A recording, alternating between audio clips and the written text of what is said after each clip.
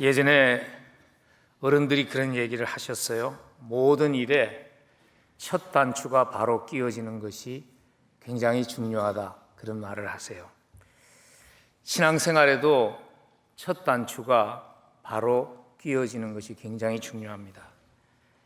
첫 단추가 바로 끼워지지 않으면요, 신앙생활을 하면서 언젠가 넘어지게 돼 있습니다.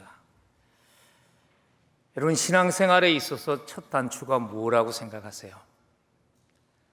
우리의 신앙생활에 바로 끼워져야 할 첫 단추는요, 사랑입니다.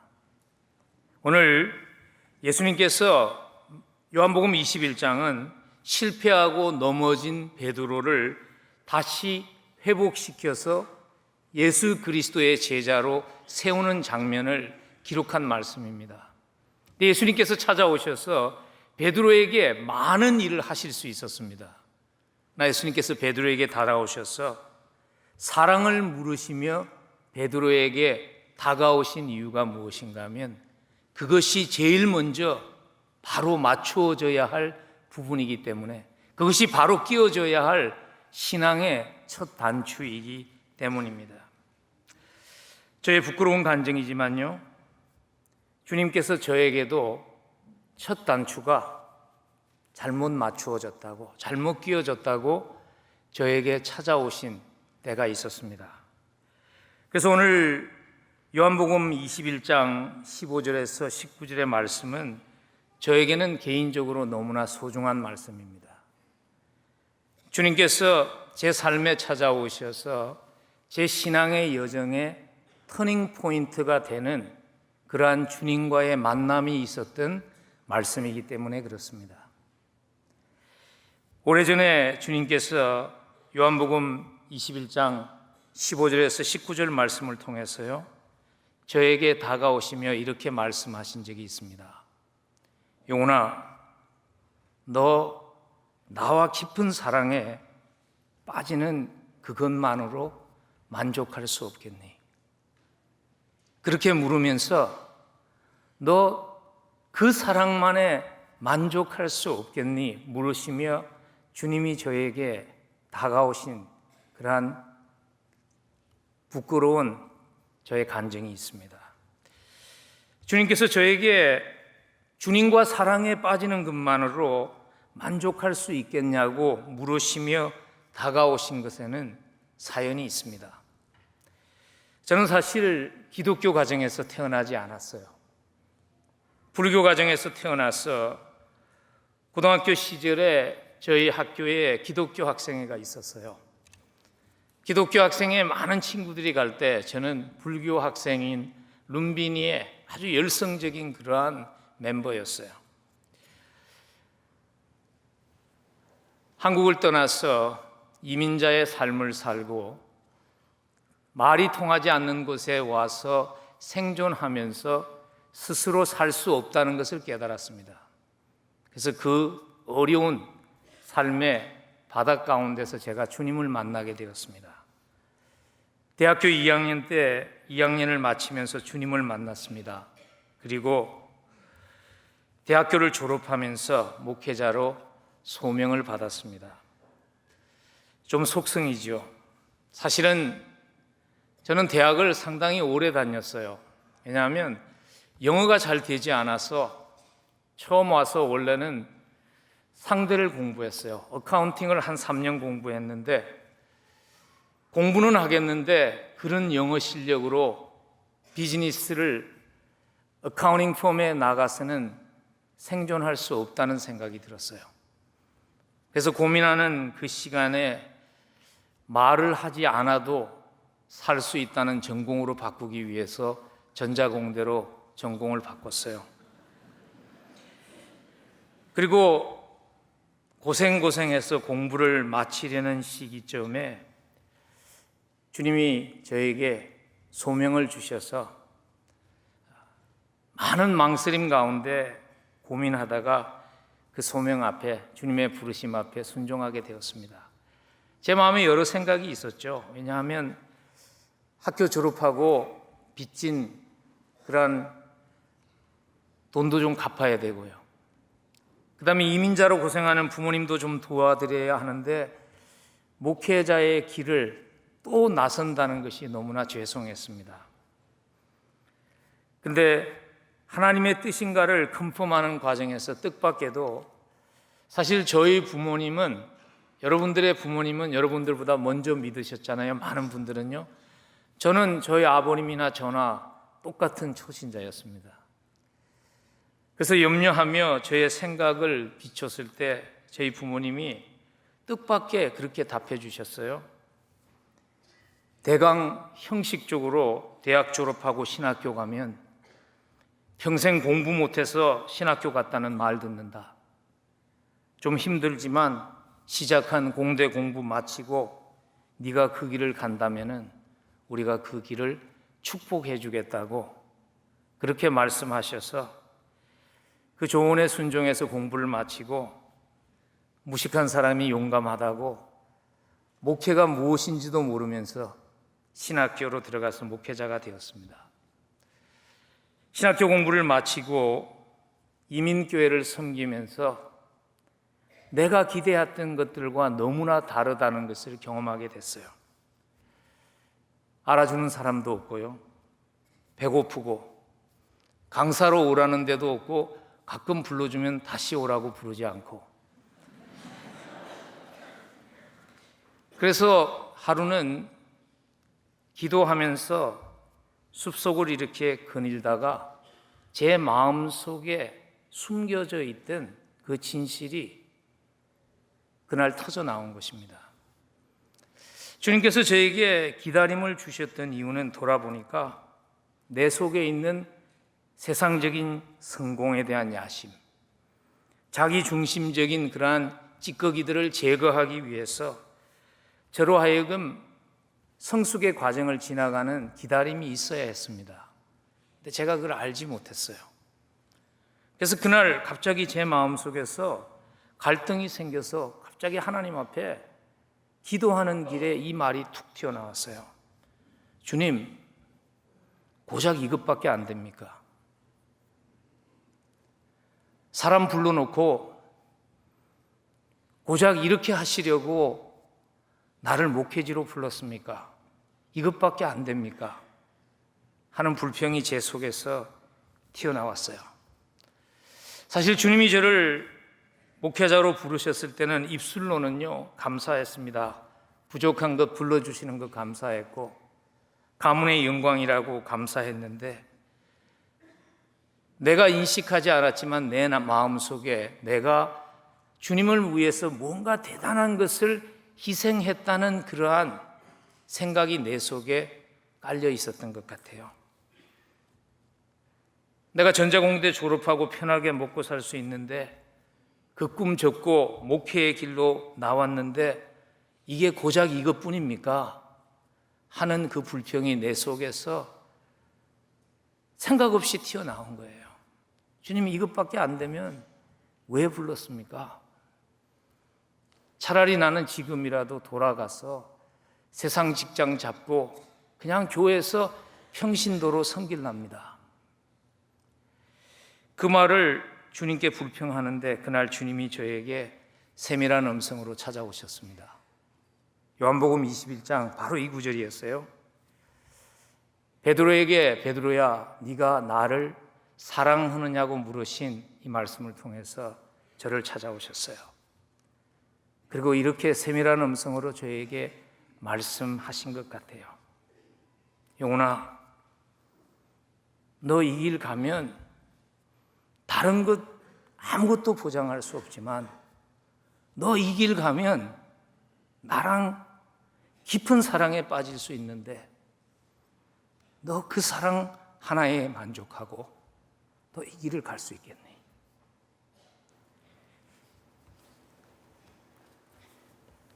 명성도 보장해 줄 수 없고 크게 된다는 거 보장해 줄 수 없지만 그러나 너 이 길 가면 주님과 깊은 사랑에 빠질 수 있는 그 선물 누릴 수 있는데 너 그것 하나에 만족하면서 이 길을 갈 수 있겠니? 주님이 저에게 물으셨어요.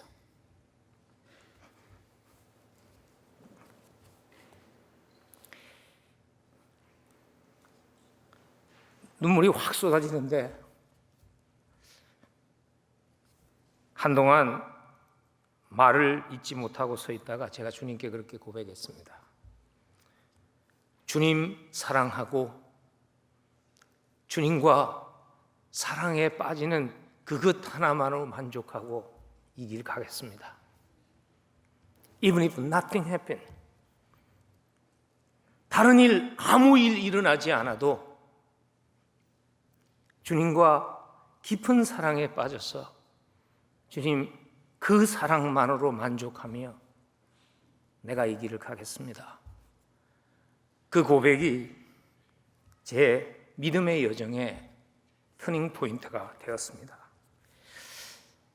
여러분, 만일 주님이 오늘 이 자리에 오셔서 여러분에게 그 질문을 묻는다면 여러분은 어떻게 답하시겠습니까? 예수님 한 분만으로 충분하십니까? 주님과 깊은 사랑에 빠져서 사는 그것만으로 만족하며 따라올 수 있겠냐고. 풍성한 물질 약속할 수 없고 건강 약속할 수 없고 세상에서 성공한다는 그 약속 줄 수 없지만 이 길을 가면 주님과 깊은 사랑에 빠질 수 있다는 그 약속 하나만 만족하며 이 길을 갈 수 있겠냐고 주께서 여러분들에게 물으신다면 여러분들의 답은 과연 무엇이 될까요? 그리스도인으로 살아가면서 찾아오는 많은 갈등과 시험들, 근본적인 원인이 주님 한 분만으로 충분하지 않기 때문 아닐까요? 그래서 오늘 예수님께서 실패한 베드로를 다시 회복시키시면서 찾아와서 다른 건 묻지 않은 것입니다. 베드로에게 베드로야, 네가 앞으로 교회를 끌고 갈 수 있는 리더십이 있느냐? 주님 그거 묻지 않았습니다. 베드로야, 너에게 정말 나를 위해서 살 수 있는 용기가 있느냐? 묻지 않았습니다. 주님 찾아오셔서 베드로에게 물은 것은 딱 한 가지입니다. 베드로야, 네가 나를 사랑하느냐? 그 메시지 속에는 너 그 사랑에만 만족하며 따라올 수 있겠냐고 물으신 것입니다. 제가 예수님께서 동일한 질문을 3번 했다는 말씀을 드렸기 때문에 교회 오래 다니신 분들 가운데 혹시 동의가 되지 않는 분들이 계실 것 같아서 본문을 조금 설명하고 지나가야 할 것 같습니다. 한글 성경에는 사실 번역을 하면서 나를 사랑하느냐라고 3번 동일한 사랑이라는 단어로 번역을 했지만은 헬라어 원어에 보면요, 사랑이라는 동사가 사실은 똑같은 동사를 쓰지 않았습니다. 여러분들 아마 여러 번 그런 설교 들으셨을 거예요. 예수님께서 베드로에게 베드로야, 네가 나를 사랑하느냐 하고 물으실 때는 예수님께서 아가페라는 단어를 쓰셨습니다. 베드로야, 네가 아가페의 사랑으로 나를 사랑하느냐? 베드로가 그렇게 답하죠. 주님, 내가 필레오의 사랑으로, 친구의 우정과 같은 그러한 절대적인 아가페의 사랑의 수준은 아니지만 필레오의 사랑으로 내가 주님을 사랑합니다. 그래서 예수님께서 또 물으시죠. 베드로야, 네가 아가페의 사랑으로 나를 사랑하느냐? 베드로가 답하기를 주님, 내가 필레오의 사랑으로 주님을 사랑합니다. 그래서 17절에 가서 주님께서 다시 3번째 물을 때는요, 시몬아, 내가 나를 필레오의 사랑으로 사랑하느냐고 물으십니다. 그리고 베드로가 답하기를 주님, 내가 필레오의 사랑으로 사랑합니다 답을 하는 장면이에요. 그래서 어떤 분들은 그래서 베드로가 아가페 수준의 사랑을 할 수 없었기 때문에 주님께서 수준을 눈높이를 맞춰서 필레오라고 물은 것이라고 그렇게 해석하는 설교를 아마 들으신 적이 있을 거예요. 저는 그 설교에 동의하지 않습니다. 왜냐하면요, 하나님은 수준을 낮추어서 우리의 헌신도를 낮추어서 주님을 사랑하고 따라오라고 하나님은 그렇게 하시지 않는 분이십니다. 주님이 우리에게 원하는 사랑은 절대적인 사랑입니다. 아가페의 사랑입니다. 마태복음 6장을 보면 사람이 두 주인을 섬기지 못할 것이며 혹 이를 미워하고 저를 사랑하거나 혹 이를 중히 여기고 저를 경히 여김이라. 너희가 하나님과 재물을 겸하여 섬기지 못한다. 물론 재물에 대한 가르치지만 거기에 담겨 있는 원리는 동일합니다. 하나님이 우리에게 원하시는 사랑은 절대적인 사랑입니다. 그리고 또 한 가지 이유는 요한서신을 읽으시면요, 요한서신에는 아가페라는 사랑과 필레오라는 사랑을 차별을 두지 않고 문법적인 기교라고 할 수 있습니다. 그렇게 섞어서 쓰기 때문에 주님은 지금 베드로에게 사실 똑같은 질문을 물으신 것입니다. 너 그 사랑만으로 만족하며 나를 따라올 수 있겠냐고 물으신 것입니다. 주님은 오늘도 우리에게 동일한 질문을 하십니다. 주님과 깊은 사랑에 빠지는 것만으로 만족할 수 있겠냐고. 주님과 깊은 사랑에 빠지는 것만으로 만족하며 주님과 함께 동행할 수 있겠냐고 주님은 우리에게 묻습니다. 그리스도인으로 살아가면서요, 십자가를 통해서 받은 사랑이 당연해지면, 그래서 그 사랑만이 만족이 되지 못하면, 그 사랑만으로 만족하지 못하면 영적으로 넘어지게 됩니다.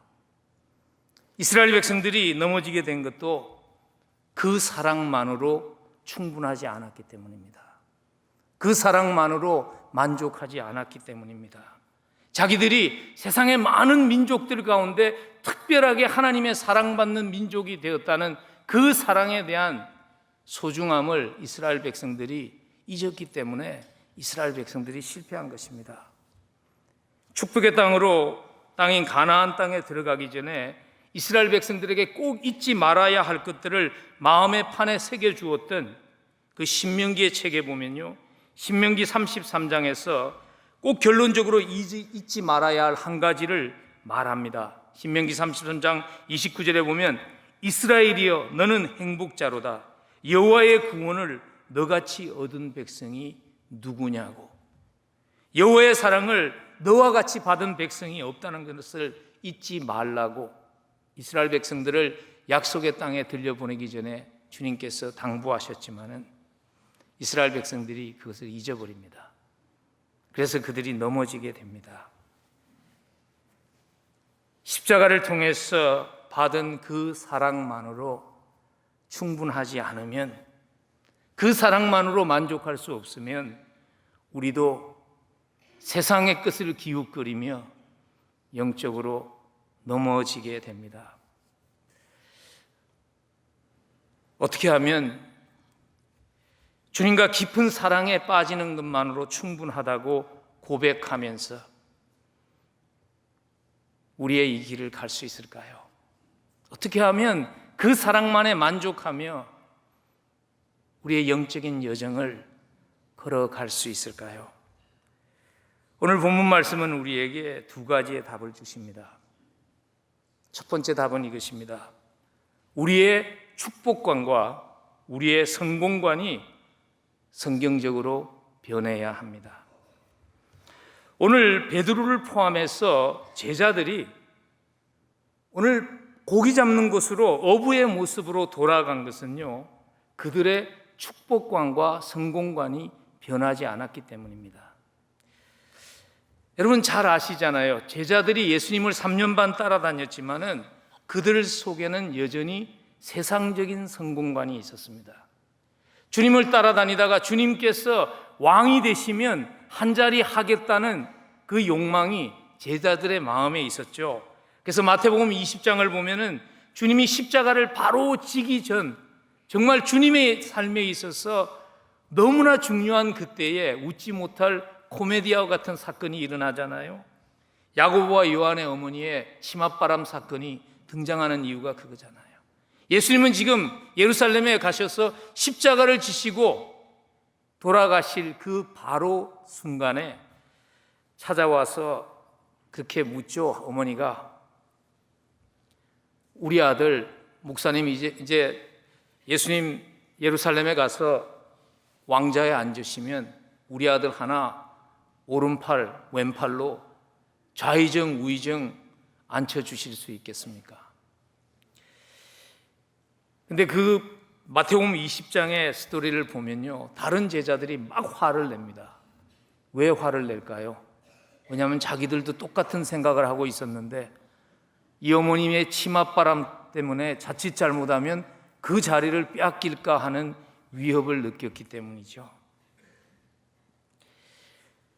오늘 사실 저희들이 함께 읽은 요한복음 21장은요, 제자들이 부활하신 예수님을 처음 만난 장면이 아닙니다.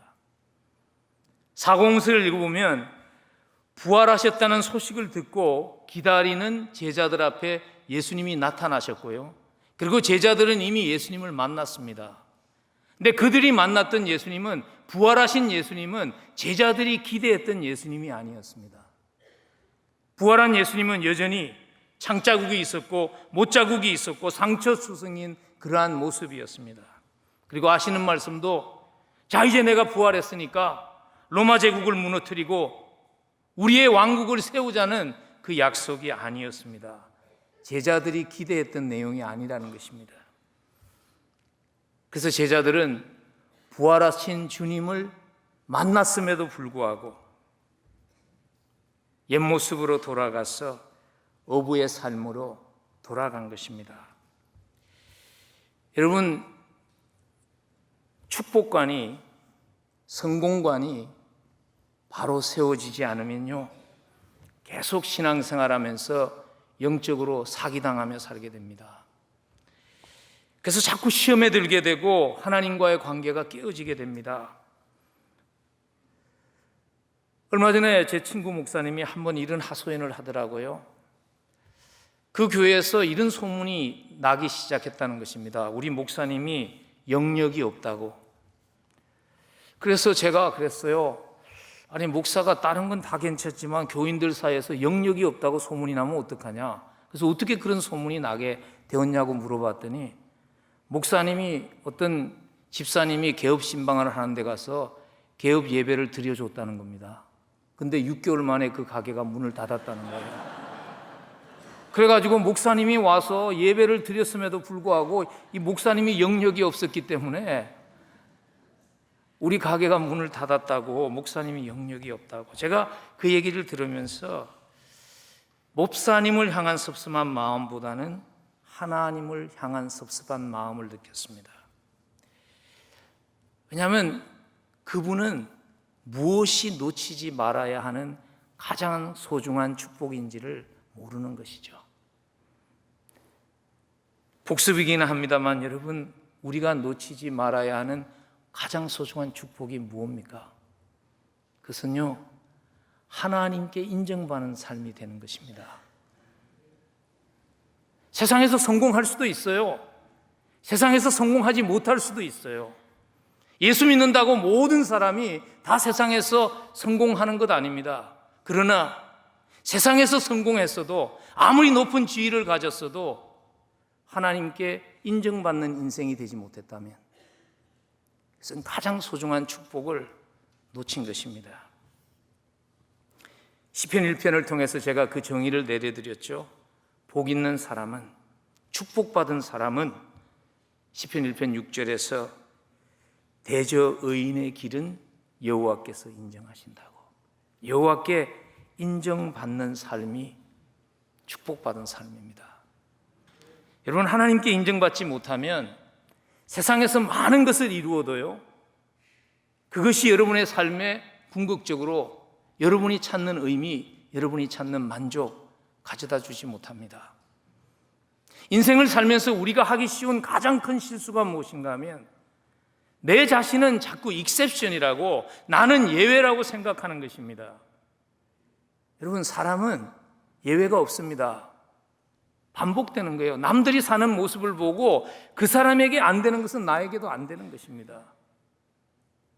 근데 우리 주변에 많은 것을 이루었지만 하나님께 인정받지 못했기 때문에 그 삶의 의미를 찾지 못한 수많은 사람들의 예가 있지만, 나는 여전히 그래도 나는 다르다고 생각하고 살아가는 것은 어리석은 것입니다. 제가 여러분들을 예를 들었어요. 지난 며칠 동안에 모파상의 예도 들었고요. 근데 오늘 한 분 더 제가 예를 들려고 그래요. 여러분이 잘 아는 문학가입니다. 해밍웨이입니다. 해밍웨이가 원래 믿음의 가정에서 태어났어요. 해밍웨이의 할아버지가 미국의 유명한 이벤젤리스트인 D.L. 무디의 절친한 친구였다고 그럽니다. 근데 해밍웨이는 하나님과 상관없는 삶을 살았죠. 노인과 바다도 쓰고 얼마나 많은 그러한 작품들을, 주옥과 같은 작품들을 남겼고 세상에서 인정받는 작가였어요. 근데 그가 마지막 자기의 삶을 스스로 끊을 때 그가 이런 고백을 했다고 그럽니다. 내 인생은 다시 회생될 수 없는 피라미드가 끊어진 그러한 라이트 벌브와 같다고 해밍웨이가 그런 고백을 했다는 것입니다. 여러분, 하나님께 인정받는 삶이 되면 세상에서 쌓은 것이 우리에게 의미를 가져다 줍니다. 세상에서 아무리 많은 것을 이루어도 그것이 하나님께 인정받는 것이 되지 못한다면 그 삶은 진정 누려야 하는 가장 소중한 축복, 누리지 못한 삶이 됩니다. 우리의 축복관이 변해야 합니다. 예수 믿고 건강할 수도 있고요. 예수 믿어도 병들 수도 있고요. 예수 믿어서 좋은 학교 갈 수 있고요. 예수 믿어도 좋은 학교 못 갈 수도 있어요. 그러나 우리의 축복관이 변할 수 있다면, 하나님께 인정받는 그것이 가장 소중한 축복이라는 그 확신이 있다면 우리는 그 사랑만으로 만족하며, 좁은 길입니다. 많은 사람들이 선택하지 않을 것입니다. 주님이 이미 우리에게 경고하셨습니다. 그러나 그 길 찬송하며 갈 수 있을 것입니다. 그 사랑만으로 만족하며 살 수 있으면 좋겠습니다. 그러기 위해서 우리에게 필요한 또 한 가지가 있습니다. 그것은 십자가를 통해서 우리에게 주신 새 신분을 인식하면서 살아가는 것입니다. 깊은 사랑에 빠져서 사는 사람이 꼭 잊지 말아야 하는 것은 그리스도 안에서 우리에게 주어진 신분입니다. 제가 지난밤에 그 신분에 대해서 디모데후서에서 말씀을 드렸습니다. 근데 오늘도 보면요, 예수님께서 베드로에게 지금 하시고 있는 일이 그것입니다. 여러분, 요한복음 21장 여러분들이 굉장히 익숙합니다. 근데 이런 질문을 해보셨는지요? 왜 예수님께서 베드로와 제자들에게 찾아와서 많은 물고기를 잡는 그 기적을 또 한 번 반복하셨을까 하는 질문을 해보셨는지요? 그냥 베드로가 처음 예수님을 만날 때 그 기적이 어떤 기적이었는가 하면, 예수님께서 그물을 던지라는 곳에 그물을 던지고 수많은 물고기를 잡은 그 경험이 베드로로 하여금 예수님을 따라가게 했습니다. 근데 실패한 베드로를 회복시키시면서 지금 예수님이 오셔서 똑같은 베드로가 처음 예수님을 만났을 때의 그 기적을 리핏하고 있는 것입니다. 재현하고 있는 것입니다. 그 이유가 무엇인가 하면요, 첫 번 기적을 통해서 예수님께서 베드로에게 말씀하셨죠. 새 신분을 주셨어요. 이제부터는 너를 사람을 낚는 어부가 되게 하리라. 근데 베드로와 제자들이 새 신분을 잊어버린 거예요. 그래서 예수님께서 다시 찾아오셔서 처음 만났을 때 그 기적을 재현하신 이유는 무엇인가 하면, 베드로에게 요한아, 베드로야, 너희들 무엇하고 있니? 너희들은 더 이상 고기를 낚는 어부가 아니라 사람을 낚는 어부라는 새 신분을 주었는데 너희들은 여기서 지금 무엇을 하고 있니 하는 메시지가 이 기적 속에 담겨 있는 것입니다. 우리도 신분을 망각하면요, 깊은 사랑에 빠져서 그 사랑만에 만족하면서 살기보다는 엉뚱한 것을 추구하며 살게 됩니다. 그 실수하게 됩니다. 우리가 잊지 말아야 할 신분이 무엇일까요? 지난밤에는 디모데후서를 통해서 군인이며 경주자이며 농부의 신분을 생각했는데 또 한 가지 신분이 있어요. 특별히 사랑에 빠져서 그 사랑에 만족하면서 살아가려면 꼭 기억해야 되는 신분이 있습니다. 그 신분은 무엇인가 하면 우리가 그리스도의 신부라는 것입니다. 신랑 되신 주님과 깊은 사랑에 빠져서 살아가려면 내가 그리스도의 신부라는 것을 잊어버려서는 안 됩니다. 왜냐하면 신부라는 것을 알면요, 신부는 다른 남자에게 마음 주지 않습니다. 가정사에 가시는 박수홍 장로님이 저희 교회 오셔서 가정 세미나 하면서 그런 얘기 하더라고요. 자기는 아내와 결혼하기로 결정할 때 세상에 수백만 여자를 포기했다고 그렇게 얘기하시더라고요.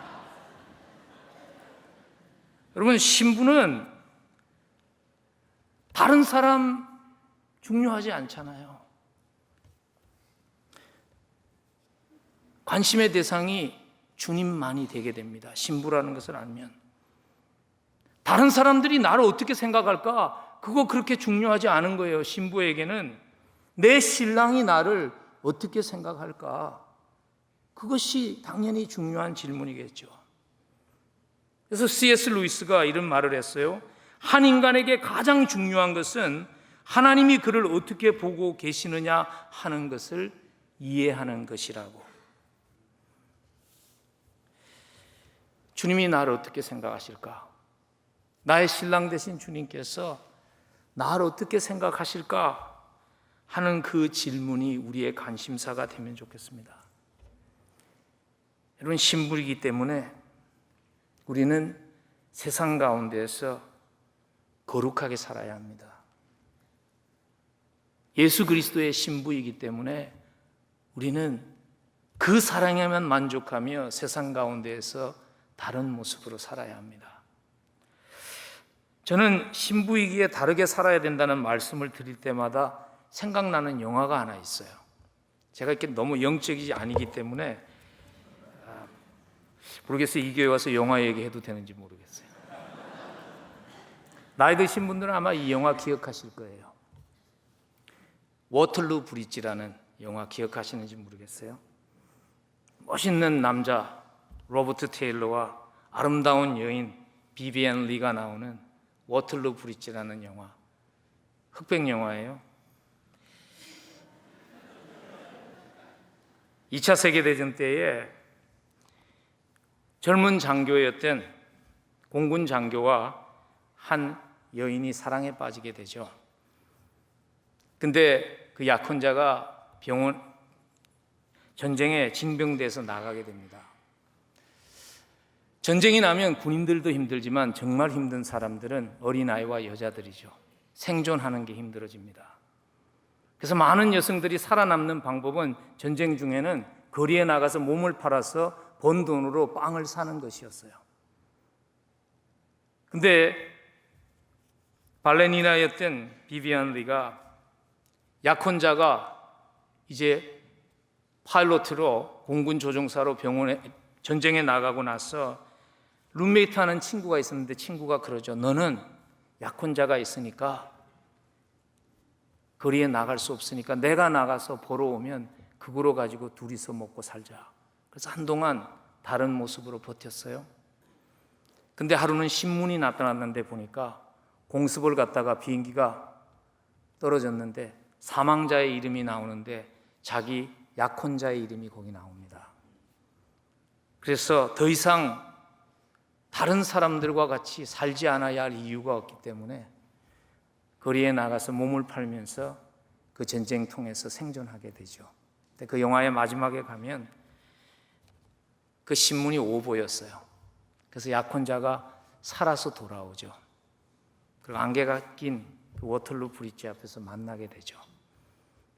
그것을 피해 달아나다가 군용 트럭인가 거기서 치여서 생명을 잃어버리는 비극적인 끝으로 영화가 끝납니다. 제가 그 영화를 자꾸 기억하게 되는 이유는 이것입니다. 그리스도의 신부로 이 땅을 다른 모습으로 살아가는 것이 결코 쉽지 않습니다. 그렇지만 우리에게는 언젠가 우리가 만나야 할 사랑하는 주님이 있다는 것입니다. 신랑 대신 주님이 있다는 것입니다. 그래서 다른 모습으로 살아야 할 그 사랑만으로 만족하며 다른 모습으로 살아야 할 그러한 이유가 있다는 것입니다. 여러분, 우리는 신부입니다. 언젠가 신랑 대신 주님 앞에 혼인잔치에 우리가 참여하게 될 것입니다. It will be glorious banquet. 아마 세상에서 볼 수 없는 가장 화려한 결혼잔치가 될 것입니다. 그래서 이 세상을 살아가면서 끊임없이 우리의 가치관을 점검하는 것이 필요합니다. 누가 이런 표현을 했어요. 현대사회를 백화점에 도둑이 들었는데, 간밤에 백화점에 도둑이 들었는데, 도둑이 들어와 가지고는 백화점에 있는 물건을 하나도 훔쳐가지 않았어요. 근데 백화점에 있는 모든 물건들의 가격표를 다 뒤죽박죽 섞어놨어요. 비싼 거에게는 싸구려를 붙여놓고 싸구려에는 비싼 거를 붙여놨어요. 그리고 도적이 사라졌어요. 아침에 백화점이 문을 열었을 때 손님들은 여전히 들어가서 그것이 정말 값을 지불할 가치가 있는 것이냐, 싸구려 물건에 붙여진 비싼 값을 보고 그 물건을, 그 값을 지불하고 사는 것이 현대인들이 살아가는 모습이라고 누가 그런 비유를 썼어요. 여러분, 혹시 우리는 정말 내 인생을 희생할 정도로 가치가 없는 것에 마치 가치가 있는 양 속아서 우리의 인생을 투자하며 살고 있는 것은 아닐까요? 정말 내 인생을 드려도 아깝지 않은 그러한 소중한 것에 우리의 인생을 희생해야 하는데, 누군가가 가격표를 다 바꾸어 놓았는데 아무 가치도 없는 것을 속아서 그 값을 지불하면서 그것을 얻기 위해 혹시 살고 있는 것은 아닐까요? 우리의 가치관을 정말 내가 내 인생을 드리기를 원하는, 내 인생을 희생하기를 원하는 그것이 정말 하나님 볼 때에 가치 있는 것인가를 점검하면서 살아가는 것이 필요합니다. 자기의 가치관을 점검하고 세상의 가치관과 달리 바꾸었기 때문에 주님과 깊은 사랑에 빠져서 살았던 한 사람이 있죠. 여러분들이 잘 아는 분이십니다. 조지 베벌리 샤. 빌그리암 목사님과 함께 평생 동역하면서 수많은 영혼들에게 찬양을 통해서 새 생명을 전했던 그러한 역할을 하신 분이죠. 이분이 세상의 가수로서 인기 절정일 때요, 그가 가치 판단을 한 것입니다. 내 인생을 정말 그것이 가치 있다고 거기에다가 드릴 것인가, 아니면 내 인생을 나의 모든 것을 드려도 아깝지 않는 예수 그리스도에게 드릴 것인가, 그가 결정한 것입니다. 그러면서 쓴 찬양이 우리에게 사랑받는 이 찬양이죠. 주 예수보다 더 귀한 것은 없네. 이 세상 부귀와 바꿀 수 없네. 영죽을 내 대신 돌아가신 그 놀라운 사랑 잊지 못해. 세상 즐거움 다 버리고 세상 자랑 다 버렸네. 주 예수보다 더 귀한 것은 없네. 예수밖에는 없네. 내 삶 속에서 무엇이 가장 소중한가요? 신랑 되신 예수님 앞에 언젠가 서야 하는데, 신부로서 나는 이 땅을 살아가면서 무엇이 나에게 가장 소중한가요?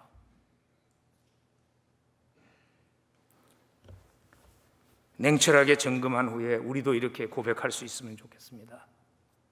주 예수보다 더 귀한 것은 없네. 예수밖에는 없네. 그래서 그 사랑에 만족하며 그리스도의 신부로 살아가려면요, 매일 십자가 사랑에 붙잡혀 살아가는 것이 필요합니다. 십자가 사랑이 우리의 가슴 속에 희미해지지 않도록 매일 내가 받은 그 십자가 사랑을 묵상하는 것이 필요합니다. 믿음의 선배들로 하여금 흔들리지 않고 좁은 길 갈 수 있었던 비결은 사랑이었습니다. 사도 바울이 고린도후서 5장 14절에서 이런 고백을 합니다. 그리스도의 사랑이 나를 강권하시는도다. 그리스도의 사랑이 내 인생을 컨트롤한다는 겁니다. 그리스도의 사랑이 내 인생을 드라이브 한다는 것입니다. 그래서 신부로 살아가는 것 쉽지 않았지만 끝까지 믿음의 경주를 달리고 후회 없이 살았다고 고백할 수 있었던 것입니다. 여러분, 우리가 받은 사랑이 어떤 사랑입니까? 혹시 교회를 다니면서 십자가라는 얘기 너무 많이 들어서, 십자가 사랑이라는 말 너무 많이 들어서 더 이상 우리의 가슴 속에 아무런 감격도 없는 그러한 허공을 치는 말이 되어버리는 않은 거죠. 우리가 받은 사랑이 이런 사랑입니다. 로마서 5장 6절에 이렇게 그 사랑을 우리에게 설명합니다. 우리가 아직 연약할 때에 기약대로 그리스도께서 경건하지 않은 자를 위하여 죽으셨도다. 의인을 위하여 죽는 자가 쉽지 않고 선인을 위하여 용감히 죽는 자가 혹 있거니와 우리가 아직 죄인 되었을 때에 그리스도께서 우리를 위하여 죽으심으로 하나님께서 우리에 대한 자기의 사랑을 확증하셨느니라. 우리가 쓸모 있었기 때문이 아니고, 우리가 가치 있었기 때문도 아니고, 우리가 죄인일 때, 하나님의 아들을 십자가에 못 박아 죽인 죄인일 때, 하나님과 원수 되었을 때 그 원수를 자녀 삼아 주시겠다고 모든 값을 지불하신 그 십자가의 사랑이 우리가 받은 사랑입니다. 제가 십자가의 사랑을 묵상하다가 문득 생각난 시가 하나 있습니다. 어린 시절 한국에서 학교를 다닐 때 외웠던 시입니다. 아마 이 자리에 계신 여러분들이 그 시를 다 알 거예요. 이런 시입니다. 이 몸이 죽고 죽어 100번 고쳐주고 임향한 일편단심이야 가실 줄이 있으랴. 정몽주의 단심가입니다. 제가 그런 생각이 들었어요.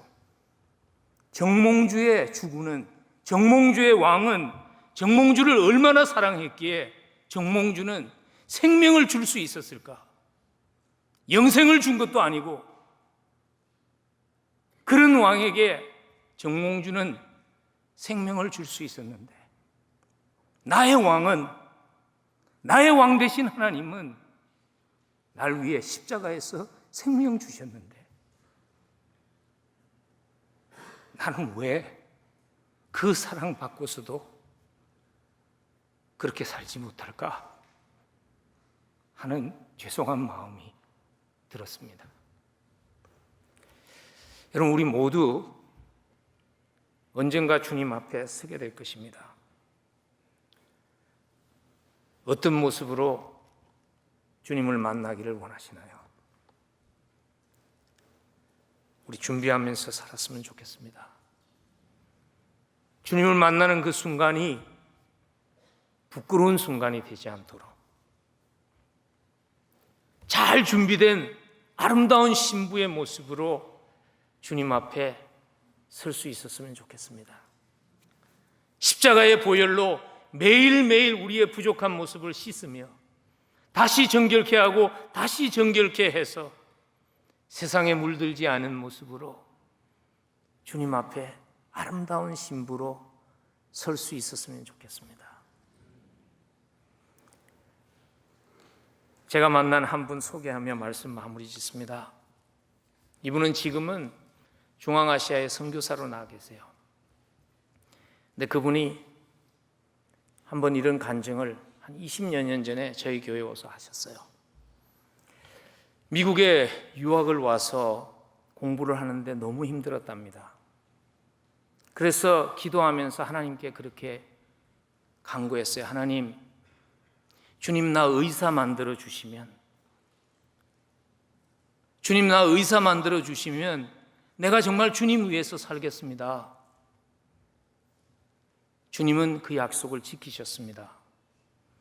근데 이분은 그 약속을 잊어버렸어요. 그리고 의사로서 성공적으로 인디아나에서 자식들도 잘 키우고 잘 사셨어요. 근데 어느 날 하루 의학적으로 해명할 수 없는 그러한 병이에요. 근데 아픈 것도 아니고 우울증도 아니고 알 수 없는 그러한 병에 걸려서 비몽사몽감 헤매는데 그날 자기가 꿈이었는지 생시였는지 모르는데 자기가 줄을 서 있더라는 것입니다. 여기 6.25 세대들은 아시죠? 예전에 배급받던 것. 이분이 6.25 세대예요. 그래서 그런 생각을 했다는 것입니다. 오늘 뭐 배급받으러 가나? 그래서 앞에 사람한테 물어봤다는 거예요. 사람들이 다 깡통을 들고 서 있으니까 오늘 뭐 줍니까? 그렇게 물어봤더니 앞에 있던 사람이 그러더라는 겁니다. 뭘 받아요? 이때까지 가진 것 가지고 삶을 결산하러 가는 거죠. 그 얘기를 듣고 깜짝 놀라가지고 앞 사람의 깡통을 보니까 그 안에 무엇인가 있더래요. 자기의 깡통을 보니까 빈 깡통이더라는 것입니다. 소스라쳐서 놀랐습니다. 깼습니다. 식은땀이 온몸을 다 적셨대요. 그리고 그 순간 생각났어요. 주님, 나 의사 만들어 주시면 내가 주의 영광을 위해서 살겠습니다.